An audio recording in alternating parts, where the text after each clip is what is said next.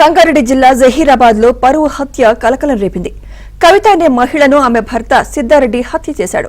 మార్చి 27న కవిత ప్రియుడితో పారిపోయింది. జహీరాబాద్ లో ఉన్నట్లు ఆమె భర్త సిద్ధారెడ్డి తెలుసుకున్నాడు. జహీరాబాద్ నుంచి తీసుకొస్తుండగా భార్యాభర్తల మధ్య ఘర్షణ జరిగింది. దీంతో కవితను గొంతులో పొడిచి హత్య చేశాడు. తీవ్రంగా గాయపడిన కవితను ఆసుపత్రికి తరలించేలోపే ప్రాణాలు కోల్పోయింది.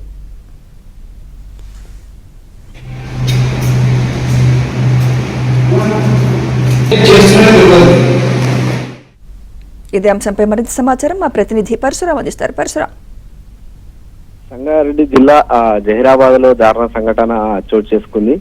జహీరాబాద్ సంబంధించి కవిత అనే మహిళ గత వారం తన ప్రియుడితో కలిసి వెళ్లిపోయింది. ఆమెను గుర్తించే క్రమంలో ఆమె జడ్చర్లో ఉన్నట్టు పోలీసులు గుర్తించడం జరిగింది. ఈ క్రమంలో ఆ భర్త సిద్ధారెడ్డిని తీసుకుని జహీరాబాద్ పోలీసులు జడ్చర్లకు వెళ్లారు. వారి అక్కడ ఆమెను తీసుకొని తిరిగి జహీరాబాద్ కు వస్తుండగా మార్గ మధ్యంలో సంగారెడ్డి జిల్లా సదాశివపేట మండలం నందికల్లి వద్ద భార్యాభర్తల మధ్య గొడవ జరిగింది. ఈ క్రమంలో అప్పటికే అతను ప్రీ ప్లాన్ గా ఉన్నటువంటి సిద్ధారెడ్డి అప్పటికే మార్గ మధ్యలో కత్తి కూడా కొనుగోలు చేసి రావడం జరిగింది. ఆ కత్తితో ఆమెను గొంతులో 2 సార్లు పొడిచి హత్య చేయడం జరిగింది. ఈ క్రమంలో అక్కడే ఉన్నటువంటి పోలీసులు ఆమెను సదాశివపేట ఆసుపత్రి ఆ తర్వాత సంగారెడ్డి ఆసుపత్రికి తరలించే లోపే ఆమె మరణించడం జరిగింది. ఈ ఘటనపై జహీరాబాద్ పోలీసులు కేసు నమోదు చేసుకుని దర్యాప్తు చేయడం జరుగుతుంది. ప్రస్తుతం నిందితుడిని పోలీసులు అదుపులో తీసుకుని విచారించడం జరుగుతుంది. ఇందుకు సంబంధించి ఇప్పటికే నిందితుడు ఉన్నారు.